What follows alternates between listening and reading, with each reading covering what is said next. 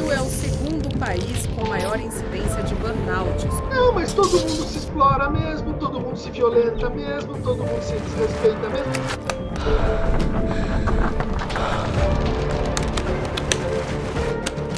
É uma sensação de que você não tem força e você vai morrer. É uma sensação de morte iminente, sem exagero.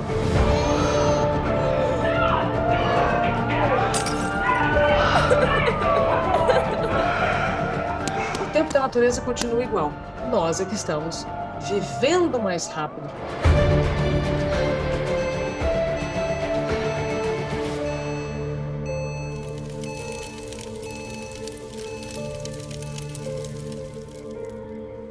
Bom dia, seja muito bem-vindo à Igreja Red. Hoje nós continuamos a nossa série de mensagens chamada Burnout, vencendo o esgotamento. O legal desse tema que nós escolhemos para o mês de janeiro é que ele tem tudo a ver com aquilo que nós estamos vivendo no nosso país durante esse mês. Eu não sei se você sabia, mas o mês de janeiro foi escolhido como o Janeiro Branco.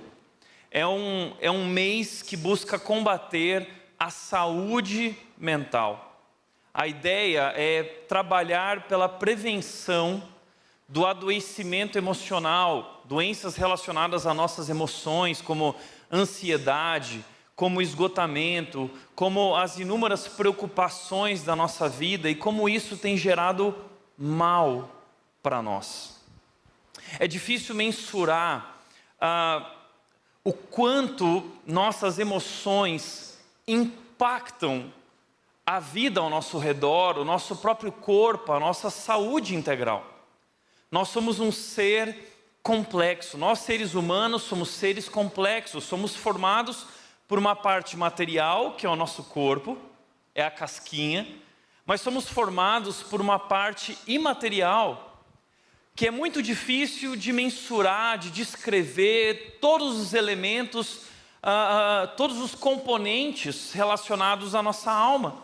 Espírito, vontade, emoções, são tantas coisas que existem dentro de nós, e a própria ciência, a própria psicologia, ninguém ainda conseguiu sondar. A Bíblia fala sobre isso. Nós, seres humanos, não somos capazes de sondar o interior. Somente Deus pode fazer isso, nosso Criador.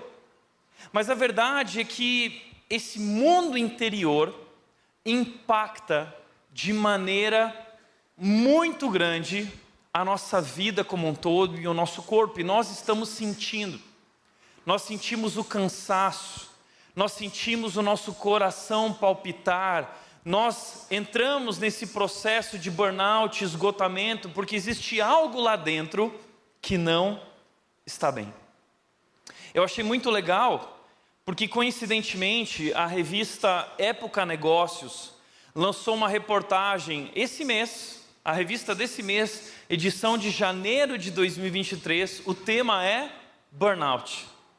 E a revista disse o seguinte: pessoas bem-sucedidas também chegam lá.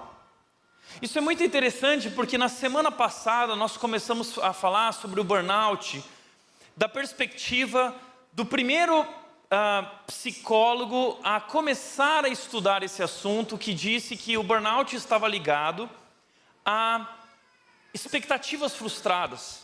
Quando nós nos dedicamos grandemente a uma causa e não obtemos o resultado que nós esperávamos, não obtemos a recompensa que nós queríamos. Isso gera uma grande frustração que inicia um processo de burnout. Porém, agora o que os estudiosos também estão descobrindo é que o burnout não está só ligado à frustração e ao fracasso e às expectativas frustradas, mas está ligado também ao sucesso. Pessoas que alcançaram o que queriam também estão esgotadas. Veja o que a reportagem disse: à medida que mais profissionais bem-sucedidos, não só nas empresas, mas até ídolos do esporte, falam abertamente sobre o tema, torna-se mais fácil desmistificar a ideia de que só pessoas com frustrações estão suscetíveis ao burnout. Então todos estão suscetíveis ao burnout. E nós temos visto isso acontecer quando nós olhamos para a televisão e para as pessoas famosas. Por exemplo, nas últimas Olimpíadas, essa moça chamada Simone Biles, uma das maiores ginastas de todos os tempos, recordista mundial e olímpica em várias modalidades, no meio da competição, ela decidiu desistir. Ela decidiu parar. Ela decidiu dar um passo para trás. Isso é chocante para nós. Como assim? Nós ficamos pensando, vai, não seja fraca, não desista, vá em frente. E ela disse, eu tive que ter muita coragem para dizer para o meu técnico e para dizer para o mundo que eu não aguento mais. Um outro homem que entrou em depressão recentemente, Michael Phelps. E eu já fui nadador federado, então era muito fã do Michael Phelps. E o Michael Phelps foi o recordista da natação mundial da história. Um grande nadador, grande, um homem fantástico, uma máquina, mas entrou em depressão. Outra pessoa, Whitney Houston, uma cantora. O filme dela agora essa semana está aí nos cinemas, nós podemos ver a história dela, conhecer a história dela, mas talvez a maior cantora que já existiu no mundo em todos os tempos, mergulhou numa depressão profunda ao ponto de tirar a sua própria vida. Um outro homem, um vídeo está circulando na internet sobre o Jim Carrey, um cara que alegrou as nossas vidas, um cara que era sinônimo de risada, de alegria, de bom humor, de leveza, hoje está mergulhado numa depressão profunda. A pergunta que eu quero te fazer é: o que está acontecendo? São pessoas que atingiram o grau mais elevado de desempenho. São pessoas que conquistaram o último degrau do sucesso. Pessoas que conquistaram tudo que um ser humano imagina que é capaz de realizar e conquistar, eles conquistaram. Mas terminaram num burnout ou numa depressão profunda, como no caso da Whitney Houston, até o suicídio. A minha pergunta é: o que está acontecendo? Tem algo errado. E eu percebo isso porque semana passada, quando nós perguntamos aqui quem se sente esgotado, a igreja inteira levantou. Alguma coisa está acontecendo.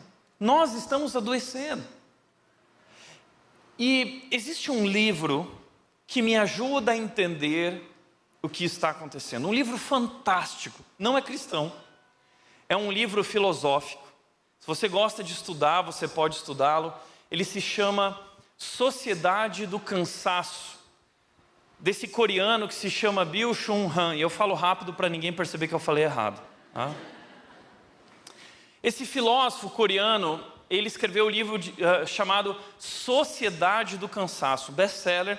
E ele disse o seguinte, ele traz uma proposta para essa questão do burnout. Ele diz assim: um inconsciente social contemporâneo, inconsciente, nosso inconsciente hoje, a gente não percebe, a gente não entende, mas nós somos dominados por um paradigma de desempenho. A nossa cultura gira em torno de um paradigma de desempenho, onde cada indivíduo se tornou um empresário de si mesmo e está constantemente em busca de maximizar a sua produção. Então hoje nós vivemos numa cultura onde nós não trabalhamos mais para um chefe ditador. Hoje nós somos nossos próprios ditadores. Porque nós somos donos de si mesmos, nós somos nossa empresa, o seu corpo é a sua empresa, a sua vida é a sua empresa, e você precisa maximizar a sua produção. Assim o mundo está constantemente nos acelerando para produzir, para fazer, para desempenhar, para conquistar.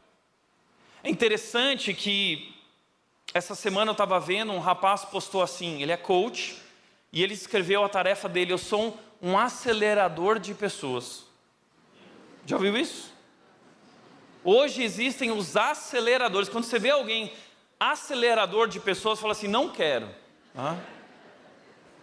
É o mundo que nós estamos vivendo, que vive nesse paradigma de desempenho. Eu vou te acelerar para você conquistar o desempenho máximo do ser humano. Você vai encontrar a sua melhor versão. E a sua melhor versão tem a ver com o máximo desempenho. É isso que o mundo diz. E ele continua dizendo o seguinte: a sociedade do desempenho, ele chama também de sociedade do desempenho, força a pessoa a produzir cada vez mais. É o acelerador de pessoas. Assim, jamais alcança um ponto de repouso da gratificação. Você nunca chega num ponto em que você fala assim, ufa, eu consegui. Não. Sempre há algo mais. Precisa buscar mais. Porque você conquistou e alguém já te ultrapassou. E você nunca encontra um ponto de gratificação, de alegria, de satisfação. É um buraco sem fundo. Vive constantemente num sentimento de carência e de culpa. Por mais que a gente conquiste, por mais que a gente chegue lá, nós sempre vivemos com esse sentimento de que falta algo, de que não conquistamos tudo, de que há alguém melhor do que a gente. E ele diz, e visto que, em última instância, está concorrendo consigo mesma a pessoa, procura superar a si mesmo até sucumbir. Sofre um colapso psíquico que se chama burnout. Então, segundo o Han, esse coreano, o burnout está associado a esse paradigma de desempenho, onde eu preciso produzir, eu preciso superar a mim mesmo até sucumbir. E isso tem gerado esse colapso na nossa alma, que ele chama de burnout. Nessa cultura, portanto, a autorrealização é autodestruição. Compreenda isso. A nossa busca por autorrealização está gerando autodestruição. Ele chama esse conceito de autoexploração. Nós estamos nos autoexplorando até o limite, até nós sucumbirmos. A cultura estressada em que nós vivemos está nos conduzindo nessa direção. Você precisa fazer, você precisa ter, você precisa ser melhor que ele, melhor que ela. E o Han, ele traz alguns pontos relacionados a essa cultura interessantes. Primeiro, é uma cultura de fragmentação da atenção. Nós somos multitarefas. A maior mentira do mundo é multitarefa. Ninguém é multitarefas. Nossa alma não é multitarefas. Nosso cérebro, a ciência já provou que não é multitarefas. Mas o mundo em que nós vivemos nos cobra essa questão da fragmentação da atenção. São muitas atividades ao mesmo tempo. Porém, tudo que nós fazemos de maneira superficial, de maneira rasa. Porque não temos condições psíquicas, emocionais, espirituais, de nos aprofundar. É muita coisa, é muita informação. Além disso, ele chama a nossa cultura de uma cultura de excesso de positividade. Você consegue. Lembra quando o presidente Obama, ele soltou aquele slogan famoso na campanha dele chamado Yes, we can. Sim, nós podemos. E o Yes, we can, nós podemos, se tornou um grande slogan mundial. Assim, você consegue. E aí está lá o coach. E gente, eu não sou contra coach, tá? Existem bons coaches e existem péssimos coaches. Mas essa cultura do você consegue, aí levanta agora. Isso é doentio. Esse é o paradigma de desempenho. Você consegue, todo mundo consegue, todo mundo tem que conseguir. E se você não conseguiu ainda, você não entendeu quem você é, você não entendeu ainda até onde pode ir. Você é incrível, você é especial. E aí você luta para ser especial a sua vida inteira, até sucumbir. Essa nossa busca por ser especial nos faz sucumbir. É uma busca por realização, é uma busca por reconhecimento, é uma busca por satisfação. Agora, isso também tem gerado isolamento e competição. As redes sociais, elas geram uma falsa sensação de comunhão, de relacionamento, mas é falso. Na verdade, as redes sociais, elas mais separam e dividem, mais geram competição do que agregam.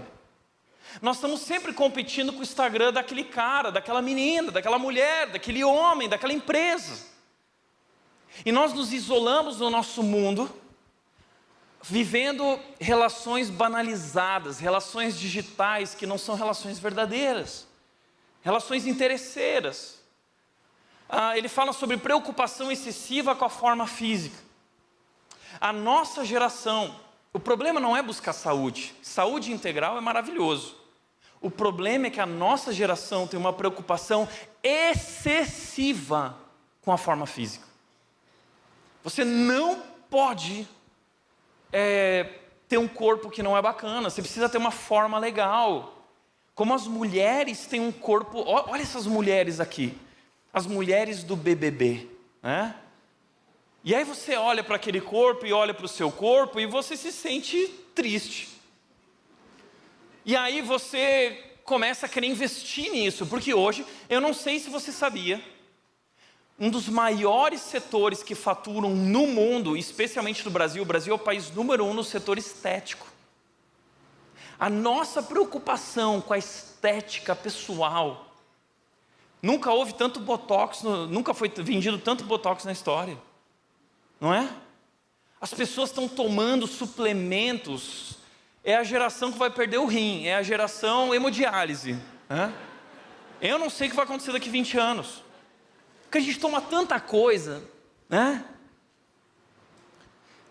Então é uma preocupação excessiva com a forma física, isso está nos adoecendo. E ele também fala o seguinte, é a cultura do doping. Olha que interessante, é a cultura do remédio, é a cultura da pílula, é a cultura do toma isso aqui que isso aqui vai te ajudar. Porque nós não temos tempo para lidar com a nossa vida, nós não temos tempo para emagrecer de forma saudável. Então eu vou investir num medicamento que é a última moda, que vai me fazer emagrecer rapidamente. Mas o que há naquele medicamento? A gente não quer tomar a vacina, porque a vacina do Covid, mas a gente toma qualquer outra coisa. E o que a gente está ingerindo? Então assim, eu começo a me sentir mal, o corpo começa a dar alertas. E em vez de eu dar atenção para o meu corpo e descobrir o que está acontecendo, eu vou até o médico e eu peço um medicamentozinho, para lidar com a minha preocupação. Então é um doping. Nós somos a geração doping, porque nós não temos tempo para tratar os problemas da nossa alma, então nós resolvemos eles com medicamentos paliativos. E eu não sou contra medicamento. Existem pessoas que estão passando por processos que precisam de medicamento para poder reestabelecer a consciência e a razão e tratar os problemas da sua vida e da sua alma. Mas hoje nós vivemos em uma cultura de doping, onde as prescrições médicas, elas são dadas sem profundidade, sem verdade. E isso está gerando a autoexploração. Nós estamos nos autoexplorando e nós estamos nos conduzindo à nossa autodestruição. Isso não se dá apenas com atores ou esportistas, mas com todos nós. Essa semana, a primeira-ministra da Nova Zelândia, a Jacinda, ela disse o seguinte: não irei mais concorrer à eleição. Depois de tantos anos de desafios, o meu tanque está vazio. Agora vocês podem saber que eu sou humana. Uma grande política da Nova Zelândia, amada, decepcionou todo mundo, porque disse que vai renunciar ao seu cargo. E outro, o vídeo que ela lançou com essa mensagem viralizou e emocionou todo mundo, porque todo mundo se sente da mesma forma que ela. O meu tanque está vazio. Como anda o seu tanque? Seu tanque está vazio? Seu tanque está cheio? Como anda? Seja honesto sobre isso. Interessante que isso acontece com todo mundo, até com quem é pastor, até com quem é cristão. Veja, existe um livro sobre esse assunto do Wayne Cordeiro, um pastor havaiano incrível, e ele escreveu um livro chamado Andando com o Tanque Vazio, onde ele conta a história dele, porque ele, como pastor, passou por um burnout.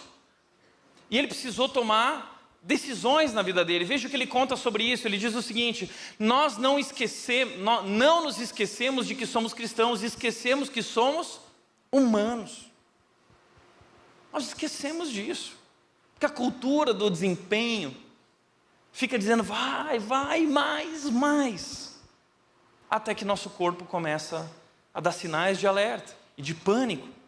E ele disse: foi uma jornada por um período de burnout e recalibragem que mudaria radicalmente meu estilo de vida, meus valores, meus objetivos e até mesmo o meu chamado. Então ele fala por um processo de sofrimento e dor pelo qual ele passou. E o pastor Wayne diz o seguinte: o sofrimento nos transforma, mas não necessariamente para melhor. Precisamos optar por isso. E foi essa opção que fez toda a diferença para mim. Talvez hoje você está sofrendo. Talvez hoje você está passando por um momento de muita dor. Dor física, dor emocional, dor espiritual. Você está abatido, você está pensando em desistir. Calma, deixa eu te dizer uma coisa. Esse momento é muito importante, porque esse momento é que nos transforma. Mas isso não acontece naturalmente, nós precisamos optar, nós precisamos fazer essa opção, escolher ser transformados, escolher amadurecer, escolher recalibrar e redirecionar a nossa vida. E a mensagem de hoje é sobre isso. E a pergunta que eu quero te fazer é: como anda o seu tanque? Você está com o tanque vazio? Você está com o tanque cheio? E qual é o segredo para nós, diante de tantas demandas da vida, permanecermos com o tanque cheio? Hoje eu quero te mostrar um segredo na Bíblia. É o segredo para o desempenho. É o segredo para a realização. É o segredo do descanso. É o segredo da vida. Hoje eu vou compartilhar com você e vou te falar, o Fantástico não vai falar sobre isso, tá? O teu médico, que é um médico super atualizado, ele não vai falar sobre isso. Hoje eu vou apresentar para você o maior segredo da vida. Se encontra em João capítulo 15, versículo 5, em que Jesus disse o seguinte: eu sou a videira, vocês são ramos.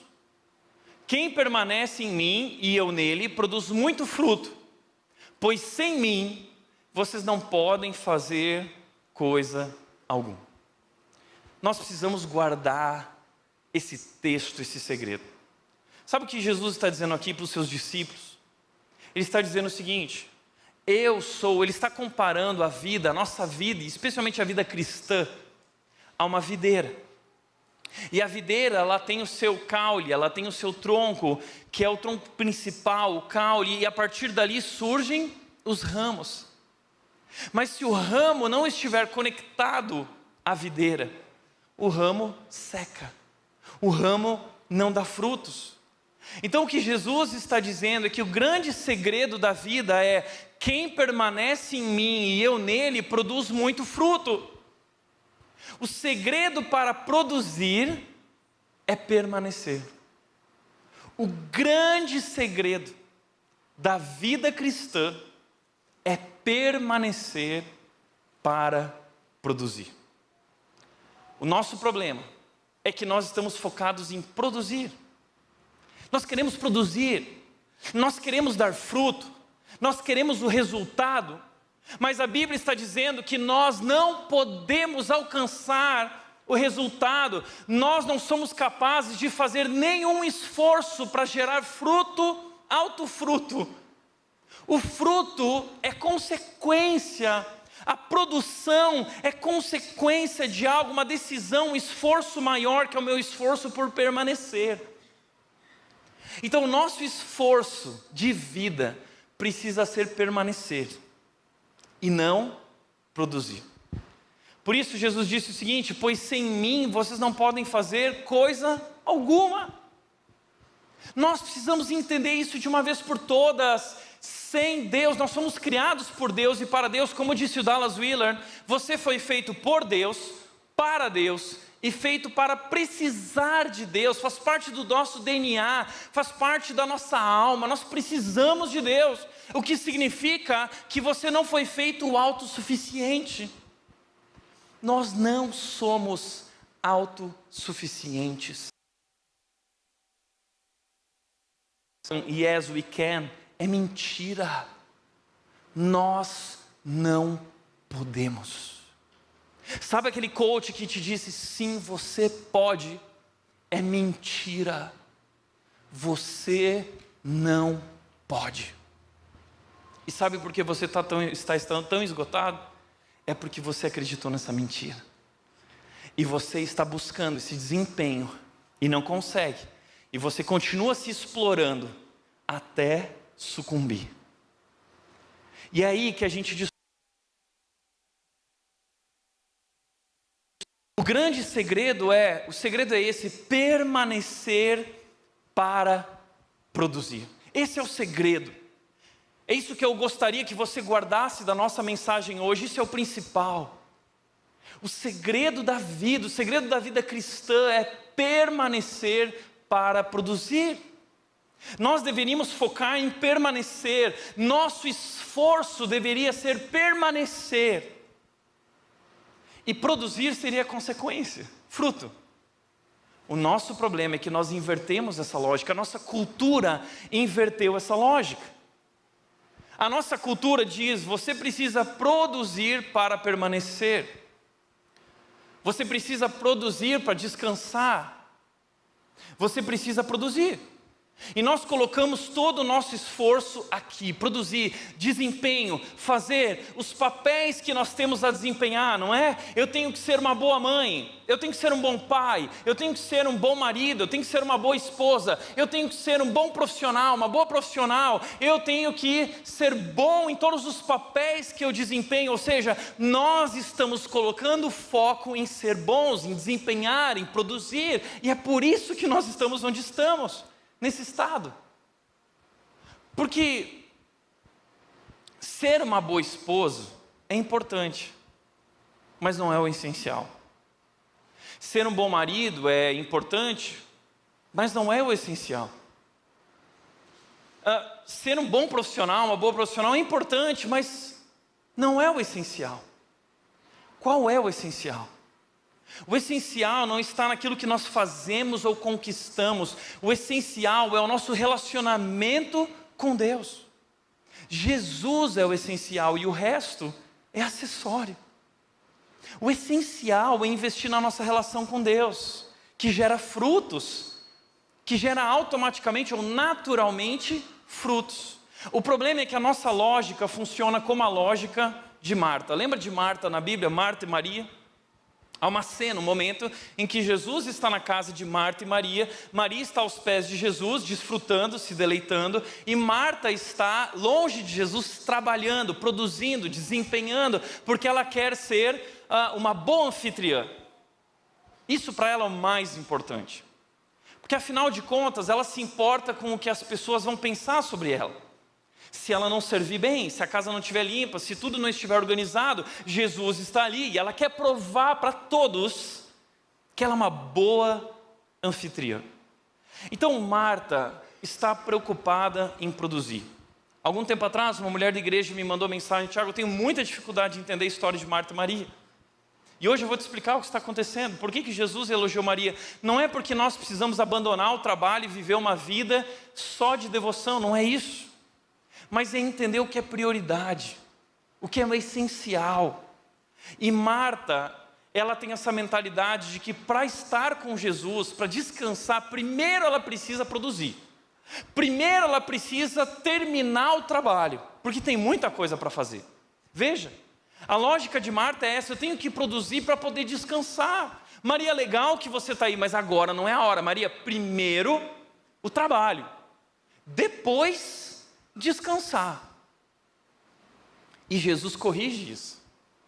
Jesus corrige dizendo o seguinte: primeiro o descanso, depois o trabalho. Sabe por quê? Porque como disse o N. Cordeiro no seu livro, aprendemos a descansar, e aliás esse livro do Andando com o Tanque Vazio está para vender na nossa livraria no final, você pode comprar lá, tá? Aprendemos a descansar quando o trabalho está pronto. Contudo, a verdade é que o trabalho nunca estará pronto. Sempre haverá mais a fazer. Assim, o descanso do sábado, ou desse conceito de descanso princípio, se torna um mandamento ao qual respondemos não como resultado de não se ter mais nada para fazer, mas é uma parte de nossa obediência, não uma consequência do nosso zelo ou diligência. O descanso não é uma consequência, o descanso é uma decisão, porque o trabalho nunca estará pronto. Mas Maria tem essa mentalidade, assim como nós, de que primeiro eu preciso produzir, primeiro eu termino todas as tarefas, depois eu paro e descanso, depois eu busco a Deus, depois eu faço o meu devocional, no final do dia, quando eu não tiver mais nada para fazer, eu faço o meu devocional, eu tenho meu tempo com Deus. Eu primeiro produzo, e não é assim. Muitas vezes a gente pensa assim, sabe por que a gente coloca a produção primeiro? Porque eu não consigo descansar enquanto eu não terminar tudo. Você já ouviu isso? Isso é pecado. Isso é o pecado nos dominando. É o paradigma de desempenho. Eu não consigo descansar enquanto eu não terminar tudo. Você nunca vai terminar tudo. Sempre haverá algo mais. Então, o paradigma de Marta é que ela precisa produzir para se satisfazer. Quando eu terminar, quando eu produzir, eu vou para ser feliz. Mas olha o que disse o Rand, do Sociedade do Cansaço. Ele disse o seguinte: a busca incessante pela autossatisfação por meio da produção, quando você busca a tua satisfação, autossatisfação por meio de produzir, desempenho, olha o que acontece. Isso resulta num certo esvaziamento da alma, gerando sofrimentos psicológicos como depressão, ansiedade, sentimento de insuficiência e baixa autoestima. Olha isso, presta atenção nisso, esse cara não é cristão, mas ele está lendo a nossa sociedade, o ser humano. E olha o que a Bíblia vai dizer, olha o que Jesus vai dizer sobre Marta. Ele diz o seguinte: mas o Senhor respondeu para Marta: Marta, Marta, você se preocupa e se inquieta com todos esses detalhes. As palavras no grego para se preocupa é a palavra ansiedade. E a palavra ansiedade ali significa: Marta, você está sendo consumida por tudo isso. E a palavra inquieta no grego significa desordem. Marta, você está em desordem. Marta, você está sendo consumida. Por quê? Porque ela colocou como essencial produzir para se satisfazer. Quando acabar tudo, quando eu terminar tudo, depois. Então, isso gerou Marta a uma espécie de burnout, uma espécie de esgotamento. E como disse o Han, essa questão da autoestima, porque Marta está dizendo o seguinte: Jesus, você não está vendo que eu estou aqui? Ninguém me percebe? Ô Jesus, olha eu aqui trabalhando, fala para minha irmã Maria vir me ajudar. Então a gente começa a se preocupar que ninguém está olhando, ninguém está nos reconhecendo. Reconheçam, gente, e Maria vem aqui. E aí Jesus vira para Marta, e como diz a música do Minha Vida é uma Viagem, né, que a Mel ouve direto, é: quem está certo é a Maria. Jesus fala isso, quem está certo é a Maria. É você que está errada, Marta. Olha que interessante. Mas isso acontece com todos nós. Deixa eu te mostrar algo. Essa aqui é a nossa alma. Esse é o nosso coração.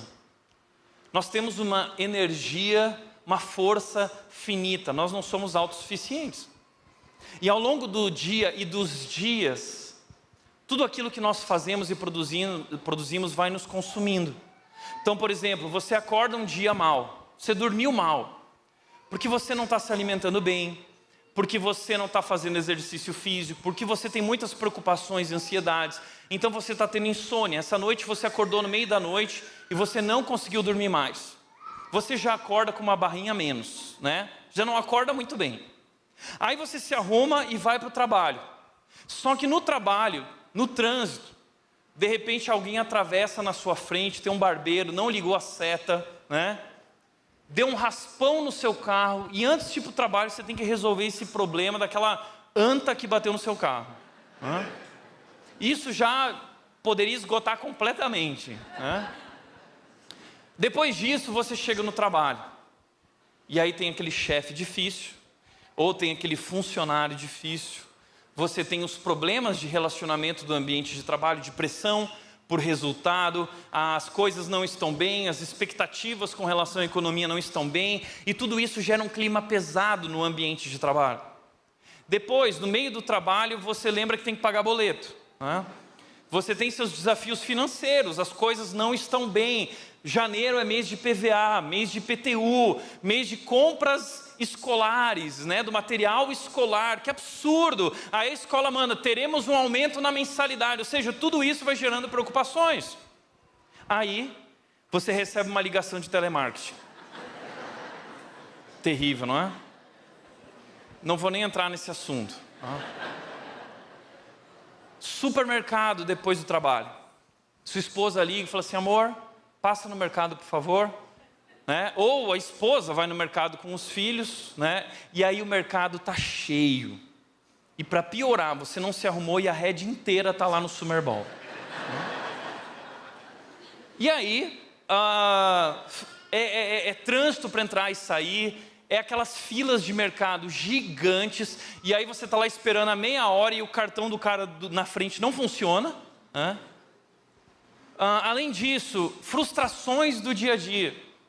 Uma pessoa lá na rede sofreu um golpe do Pix, e ficou muito triste. Quanta gente sofrendo golpes, os golpes estão sofisticados. Então, basta todos os problemas que nós enfrentamos, a gente ainda tem esse susto. Então, são muitas frustrações, uma notícia ruim da família, da empresa, uma doença. Muitas vezes, são coisas que nos abatem. Essa semana, eu e a Nath recebemos, se eu não me engano, na quarta-feira, a notícia que nós temos 1 mês para sair do nosso apartamento, que o dono quer voltar. 1 mês. Eu já estava esgotado, agora eu fiquei desesperado. Mas é isso, são frustrações. A sogra.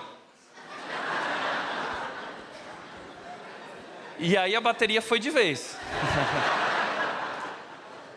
Mas eu quero lembrar que eu não estou falando da minha sogra.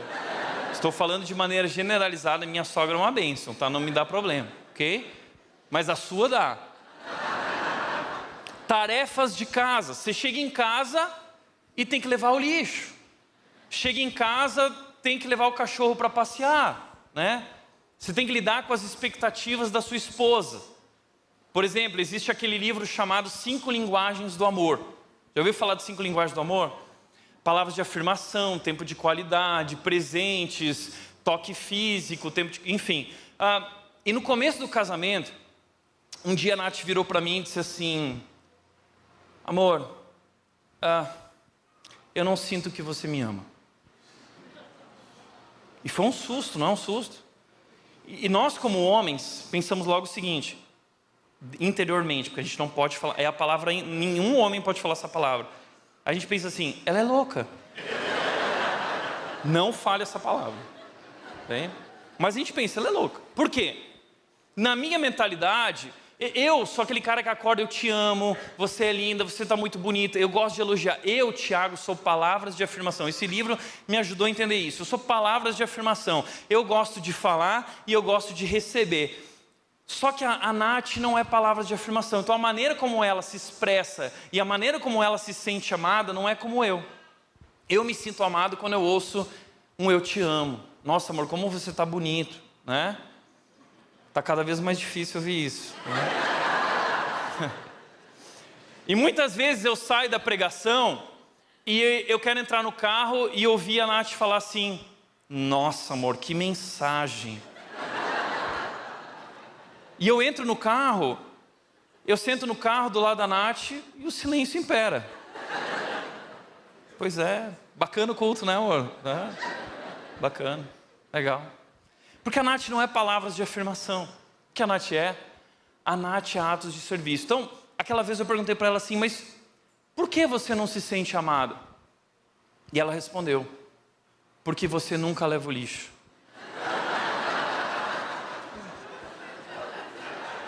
Naquele dia eu tive uma ideia. Eu vou começar a levar o lixo. No outro dia de manhã eu acordei, peguei o lixo, levei para o lixo e deixei um bilhetinho na geladeira assim, amor, em vez de falar eu te amo, escrevi amor, levei o lixo. Naquele dia eu voltei para casa, a Nath estava apaixonada. Então assim, eu digo que a Nath não é nem atos de serviço, a Nath é atos de escravidão. Porque chega em casa, tem que fazer parte das tarefas. E gente, isso agora se tornou natural com o filho, é chegar em casa e vamos lá, vamos ajudar, a gente tem que contribuir, a Nath também trabalha, mas essas coisas nos esgotam. Aí você chega em casa, você tem os filhos, você tem que lidar com os filhos. Os filhos nos esgotam, a energia vai indo, depois os filhos vão dormir e é você e tua esposa, você e teu marido, e tua esposa quer falar. Ela quer falar. E quando a mulher está falando, não basta a gente... não dá para ficar no celular, né? Ela gosta que você fique assim. E ai de se você tentar dar uma medida prática, dizendo faz assim. Não é para falar nada. Só ouve, tá? Mas é aqui que muitos dos nossos conflitos no casamento e na família acontecem. Por quê? Porque nós estamos esgotados. Estamos esgotados, não aguentamos mais, não conseguimos nos comunicar mais. E aí, para encerrar a noite, a gente está completamente esgotado, que a gente não tem energia para nada. Então o que a gente faz? Vamos assistir Netflix. Entretenimento, uma série nova, né? Só que aí é um entretenimento, é um descanso que não é produtivo, que muitas vezes é vazio. E você acaba passando do horário porque você acaba viciando naquilo e você perde o horário e no outro dia você não descansou. E isso se torna uma rotina, isso se torna um hábito e ao longo do tempo isso vai nos desgastando, isso vai sugando a nossa energia e você não tem mais nada para dar para o seu cônjuge, você não tem mais nada para dar para o trabalho, você não tem mais nada porque a energia acabou completamente e você entrou num esgotamento. E o que Jesus está dizendo para Marta e para nós é que nós precisamos aprender esse negócio chamado permanecer. Porque quando nós permanecemos em Deus, Ele que é a videira, então Ele gera vida em nós e nós somos capazes de produzir frutos. E isso transforma a nossa vida por inteiro. Sabe que isso é muito verdade. Porque eu estava fazendo o casamento do Arthur, semana passada, pastor Arthur, e quando ele estava fazendo os votos dele, eu me perdi no meio dos votos dele, porque ele disse uma frase que ele não sabia o que ele estava falando. Tá? O Arthur virou para a Mari e disse assim, eu prometo ser paciente quando você estiver de TPM. Eu me perdi nessa frase. Eu falei assim, coitado. Ele não sabe do que ele está falando. Porque quando elas chegam na fase da TPM, parece que elas ficam possessas. É interessante que esses dias eu percebi a Nath, assim, a gente estava tudo bem, tudo maravilhoso. A Nath é incrível, mas de repente, cara, ela começou a ficar mais áspera. Aí eu falei para ela assim, tá vindo, tá chegando. Mas é interessante que algo aconteceu. A Nath tem se dedicado muito, essa tem sido uma verdade para nós como casal. E nós temos transformado a nossa dinâmica, nossos hábitos. E a Nath acorda todos os dias de manhã muito cedo para ler a Bíblia e orar. E gente... é incrível como isso transforma as nossas vidas. Nesse mesmo dia à noite, a Nath chegou para mim e falou assim, amor, esse ponto que você falou é algo que eu quero que Jesus Cristo transforme na minha vida. E eu quero te dizer que eu estou me esforçando para permanecer em Cristo. E gente, Cristo é tão poderoso que até a TPM a Nath está superando. Gente, é espiritual, é sobrenatural o que acontece quando nós decidimos permanecer e começamos a nossa vida a partir disso. É incrível. É por isso que Jesus disse o seguinte sobre Maria, ele disse, apenas uma coisa é necessária. Qual é a uma coisa? Permanecer. É a única coisa necessária.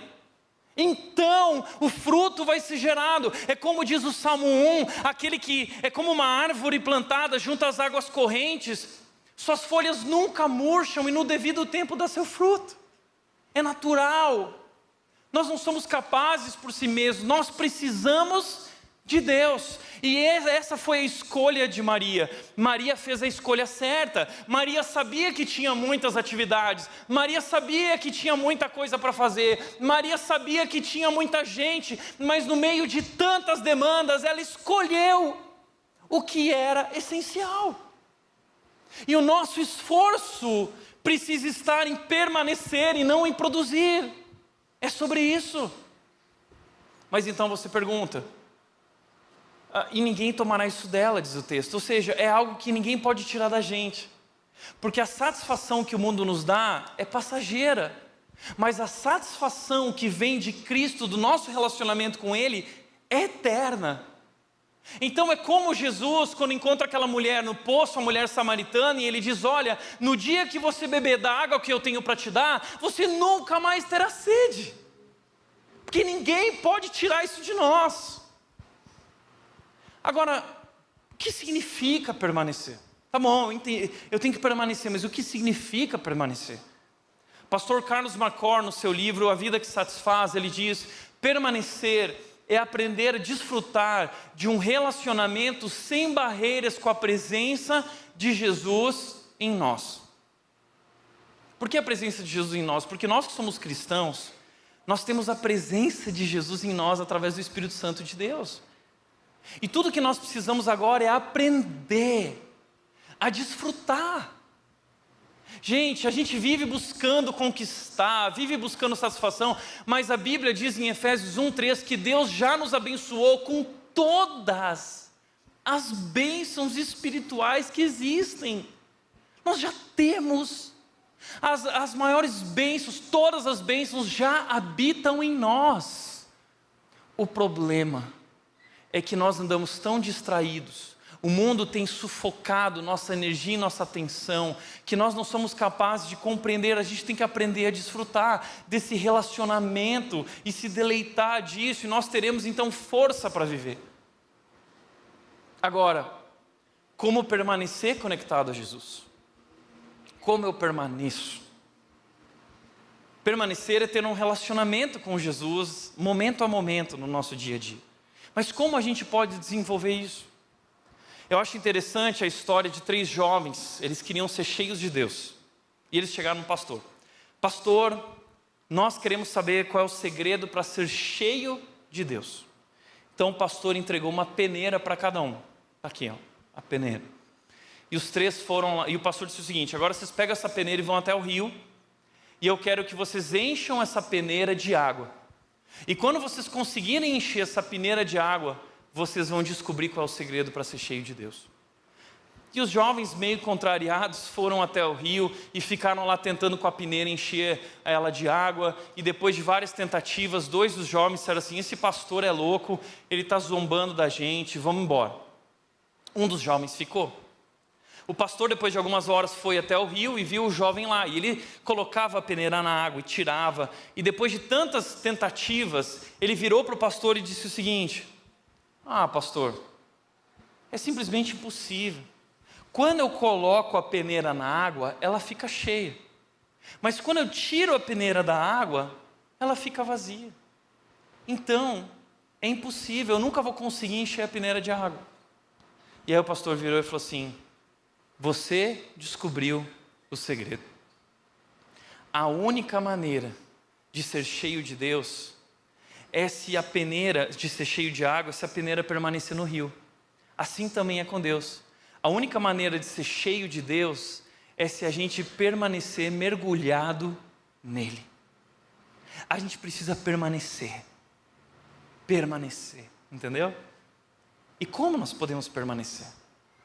Eu quero sugerir que uma das maneiras através das quais nós podemos permanecer é se nós entendermos isso, devoção antes da ação. Esse é um princípio importante de Jesus. Jesus é aquele que permaneceu no Pai e Ele pode nos ensinar como permanecer. E talvez nunca houve alguém na história que produziu tanto quanto Jesus. É incrível o quanto Jesus produziu.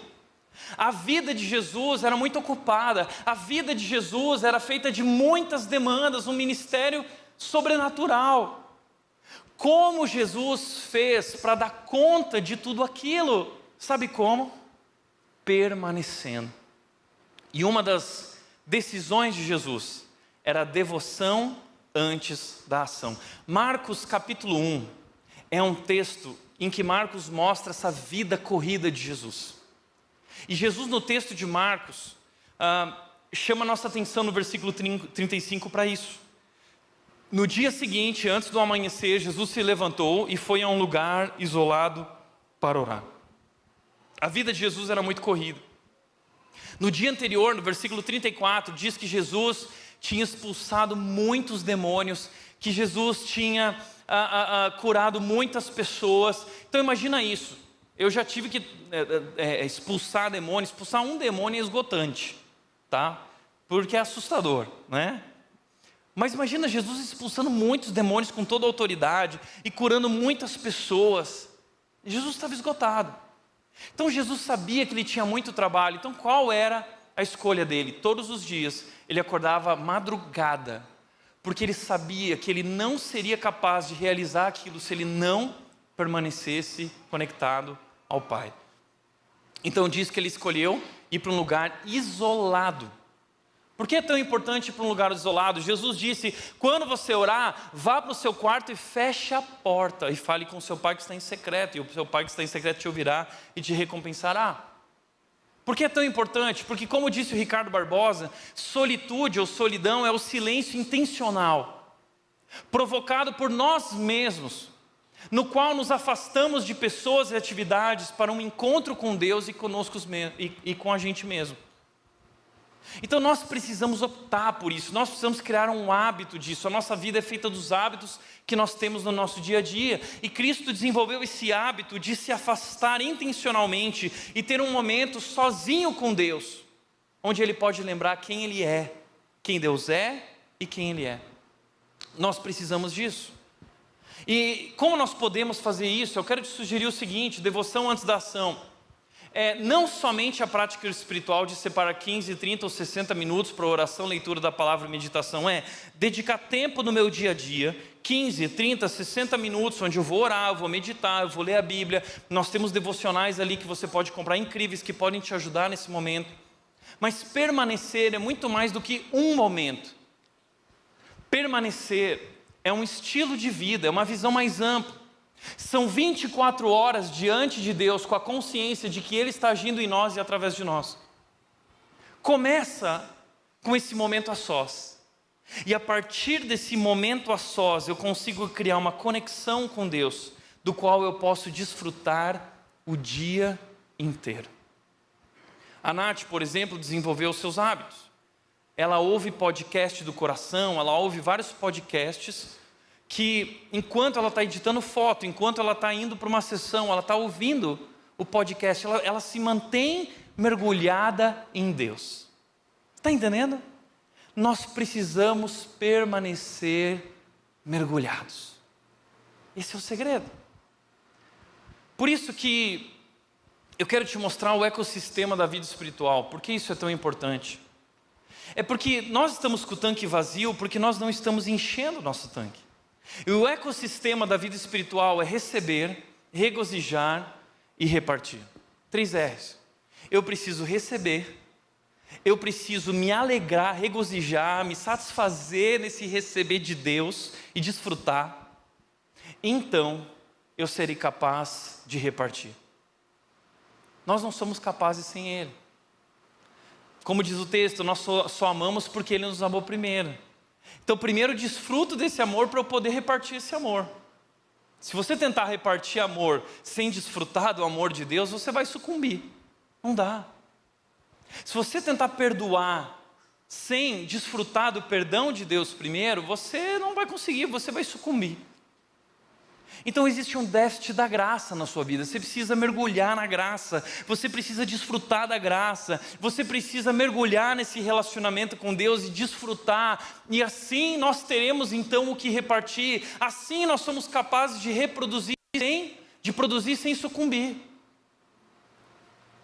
Portanto, Carlos McCord diz: a abundância de Deus em Jesus é a provisão e a perfeição pela qual nossa alma anseia todos os dias. Nunca encontraremos outra fonte melhor pela qual viver momento a momento.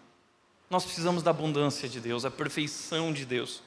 E é ali que nós alinhamos o nosso olhar, o nosso coração, e nós ganhamos força para viver os desafios da nossa vida. Portanto, como igreja, nós estamos tomando uma atitude. Nós decidimos que nós vamos começar pela devoção antes da ação. Então, como igreja, nós estamos instituindo uma tradição no nosso calendário. O primeiro sábado de cada mês. E não é porque a gente é adventista, tá? É porque domingo a gente tem culto. Então, no sábado, no primeiro sábado de cada mês, nós não teremos programação na igreja.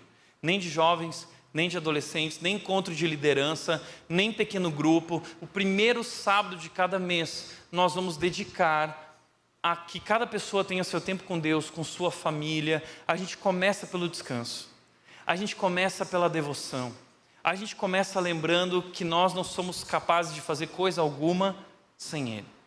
A partir desse ano isso se torna uma regra para nós. Agora, para encerrar, quais são os efeitos de permanecer?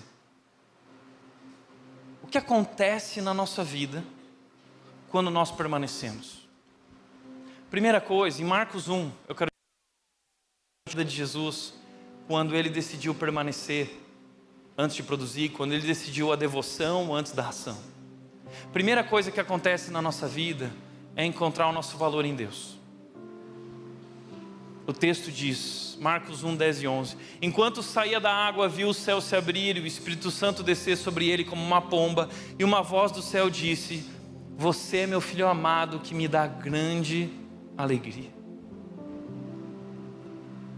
O problema quando a gente trabalha, o problema enquanto a gente faz, é que a gente acaba esquecendo quem a gente é. E a gente se confunde, a gente acha que a gente é os papéis que nós desempenhamos. A gente acha que a gente é as expectativas das outras pessoas, e nós vivemos debaixo dessas expectativas. Nós não queremos decepcionar ninguém, porque no fundo, nós queremos ser amados. Nós queremos ser aceitos, nós queremos reconhecimento. É por isso que quando eu começo pela devoção, eu lembro que eu sou amado. Eu lembro que o amor que eu busco, eu já encontrei. E que esse amor é suficiente. E eu não preciso do amor da minha esposa, do meu marido. Eu não preciso que os filhos me supram. Eu não preciso que as amigas me supram. Eu já estou suprido. Eu sou amado. Eu fui escolhido. Eu sou filho de Deus. E aqui está a minha alegria. Essa é a minha satisfação. Então quando eu vou trabalhar, eu não vou trabalhar para conquistar e buscar a autossatisfação. Eu vou trabalhar porque eu já estou satisfeito. E o trabalho se torna gratidão. O trabalho é repartir o que eu já recebi. Eu não trabalho para ser abençoado. Eu trabalho porque eu já fui abençoado e agora eu quero abençoar. E no meio dos desafios do trabalho eu não me perco, porque eu sei quem eu sou. Eu lembro que eu sou amado. Eu não preciso de reconhecimento, eu já recebi de Deus o reconhecimento, e isso basta. Portanto, no livro do John Ortberg, Soul Keeping, Guardando a Alma, cuidando do que é mais importante, esse livro só existe em inglês, mas é um livro incrível. E o John Ortberg, ele diz o seguinte: para Jesus, identidade e aceitação vem antes de realização e trabalho. Esta é a alegria que ninguém pode tirar. Satisfação, identidade e aceitação vem antes do trabalho. E se vier depois, você vai sucumbir. Vem antes E essa alegria ninguém pode tirar. Então eu vou para o trabalho, então eu vou desempenhar os papéis que eu tenho a desempenhar com uma outra perspectiva, com uma outra alegria. É diferente. E isso que é legal. É saber que existe um amor incondicional que nos ama como nós somos. Nós temos medos, né? Porque nós somos falhos e a gente tenta esconder nossas falhas para ser amado. Mas diante de Deus, nós não precisamos esconder nossas falhas. Ele nos ama como nós somos. Como disse Josemar Bessa, algo que me atrai no Evangelho é que ele diz que Jesus ama o fraco, o tolo e os que nada são, porque são todos os itens do meu currículo. Não importa quem você é, não importa quão frágil você seja, Deus te ama como você é. Deleite-se nesse amor, desfrute nesse amor, e quando você estiver satisfeito no amor dele que nos aceita como somos, você não precisará mais provar nada para ninguém. Segundo lugar, quando nós começamos pela devoção antes da ação, além de encontrar nosso valor em Deus, nós encaramos os problemas com outra perspectiva. Porque depois de Jesus passar por esse tempo na presença de Deus, onde ele recebe essa afirmação do amor de Deus, ele vai para o período de provação. Ele é levado pelo Espírito de Deus ao deserto, onde ele vai ser tentado durante 40 dias. E ali ele vai passar por duras provas, situações difíceis, privação. E o diabo tenta aumentar os problemas de tamanho, superdimensionar, dizendo o seguinte: puxa, você é realmente o filho de Deus? Deus te ama mesmo? Porque olha, se você é o filho de Deus, dono do mundo inteiro, por que você está aqui com fome? Teu papai te deixou passar fome? Teu papai não te dá tudo? Olha aqui, olha o que eu vou te dar se você se dobrar a mim. Eu vou te dar tudo isso. Mas cadê seu pai? Então o diabo faz Jesus tirar os olhos do pai e olhar para as circunstâncias. E é o que a gente faz. E a gente começa a superdimensionar os problemas, porque nós paramos de olhar para Jesus. E como eu disse semana passada, quem tira os olhos de Jesus, afunda. Mas Cristo não tirou os olhos do Pai. Ele sabia quem o Pai era. E ele sabia quem ele era, amado pelo Pai como Filho de Deus. Então ele resiste, ele encara os problemas, ele encara as tentações com outra perspectiva. Isso é incrível. Quando nós começamos pelo tempo com Deus e quando nós vivemos conectados com Deus momento a momento, os problemas diminuem de tamanho. Porque nós lembramos quão grande é o nosso Pai. Porque nós lembramos quão perfeito é o nosso Pai, que não há um motivo para duvidar, para ficar ansioso. Isso é interessante, porque o Han, aquele autor da Sociedade do Descanso, sabe qual é a proposta dele para o nosso burnout, para essa sociedade do desempenho, do cansaço? Ele diz que o segredo é uma coisa. Olha o que ele diz, ele não é cristão. Contemplação. Contemplação. E o que Jesus disse em Mateus 6:25? Ele disse: não fiquem preocupados com os problemas, não fiquem preocupados com as necessidades, mas ele disse o quê? Olhem para os campos. Aquelas flores, os lírios não fazem nada e eles têm. Olhe para os pássaros, o Pai dá. Olhe para o céu, ele diz, o Pai Celestial. Ou seja, quando eu contemplo a grandeza de Deus, quando eu contemplo a beleza de Deus, quando eu contemplo a soberania de Deus, quando eu contemplo o poder de Deus, eu não tenho mais medo de nada. Porque eu estou me satisfazendo na abundância e na perfeição do meu Pai.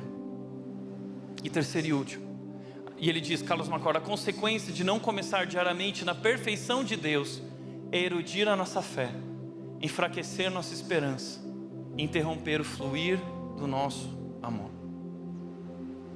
Alguém mandou mensagem para mim hoje de manhã falando que está nesse processo de esgotamento, e a pessoa falou, Tiago, uma das características é desesperança. É isso. Nós não temos mais esperança quanto ao futuro. A gente não vê mais futuro. É isso que acontece quando a gente não começa diariamente na perfeição de Deus. Nós enfraquecemos na fé, e na nossa esperança. E terceiro e último, compreender corretamente o seu propósito e as suas prioridades. Quando eu começo pela devoção, quando eu permaneço, o que acontece? Eu compreendo corretamente o meu propósito e as minhas prioridades. Marcos 1, 36 e 37 diz o seguinte: depois de orar, mais tarde, Simão e os outros saíram para procurar onde está Jesus. Diz o texto: quando o encontraram, disseram, todos estão à sua procura. Então olha só isso, os discípulos preocupados. Jesus tomou a decisão de se retirar, e o pessoal pensando, Jesus é o irresponsável, está todo mundo aqui e agora, vamos correr atrás de Jesus. Jesus, onde que você está? Tem muita gente, são muitas demandas, Jesus, corre aqui. Jesus estava orando, fazendo o que era essencial. O resto era importante, mas ele estava fazendo o que era essencial, prioridade. E o problema é que quando a gente não começa pela devoção, a gente se perde nas urgências, a gente se perde nas necessidades dos outros, a gente se perde no meio dessas tantas demandas, das expectativas dos outros, porque todo mundo quer alguma coisa da gente. Está todo mundo te procurando. Estão me procurando, então eu vou, eu tenho que fazer, eu tenho que dizer sim. E o que mais Jesus fazia, sabe o que ele fazia? Era dizer não. Jesus frustrava as pessoas. Jesus estava disposto a decepcionar as pessoas, mas ele não estava disposto a abrir mão do que era essencial para ele. Primeiro as primeiras coisas. Primeiro o reino de Deus, depois o restante. Então, diz o texto, versículo 38, Jesus respondeu: devemos prosseguir para outras cidades e lá também anunciar minha mensagem. Fala para esse pessoal que eu estou seguindo adiante, porque foi para isso que eu vim. Quando eu começo por esse tempo com Deus, eu descubro quem eu sou, eu descubro que eu sou amado, e eu descubro qual é o propósito de Deus para a minha vida. E quando eu compreendo o propósito de Deus para a minha vida, no meio de um mundo de tantas demandas, eu compreendo quais são as minhas prioridades. É para isso que eu vim, é isso que eu tenho que fazer, é isso que Deus quer de mim. E aí o mundo barulhento, estressado, grita ao nosso redor, mas ele não nos confunde mais, porque nós não vivemos mais no ritmo dessa cultura estressada, nós vivemos no ritmo da graça. Nós sabemos quem nós somos amados, nós sabemos para onde estamos indo, nós sabemos para quem estamos indo, e nós sabemos que só estamos indo porque Ele nos capacita para ir. É isso. Portanto, para refletir e praticar, primeiro, nossa cultura focada em desempenho tem sugado as energias, nossas energias, sem nós percebermos. Segundo, precisamos viver de modo que a rotina, o trabalho e tantas demandas não sufoquem as nossas vidas. E terceiro, investir tempo em nosso relacionamento com Deus é essencial para uma vida equilibrada. O essencial não está no que nós fazemos ou conquistamos. O essencial é o nosso relacionamento com Deus. Jesus é o essencial e o resto é acessório. Amém? Feche teus olhos.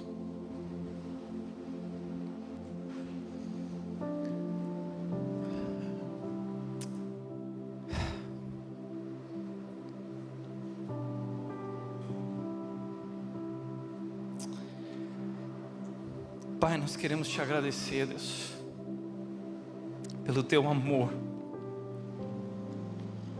que no meio de um mundo tão barulhento e confuso, nos lembra constantemente quem nós somos, e por que somos, e para que somos. Nos ajuda, Deus, a estabelecer o nosso tempo contigo, a nossa relação contigo como prioridade, como essencial em nossas vidas. Isso é essencial.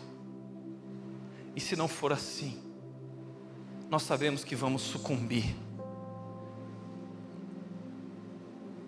porque nós reconhecemos que não somos capazes de fazer nada sem Ti.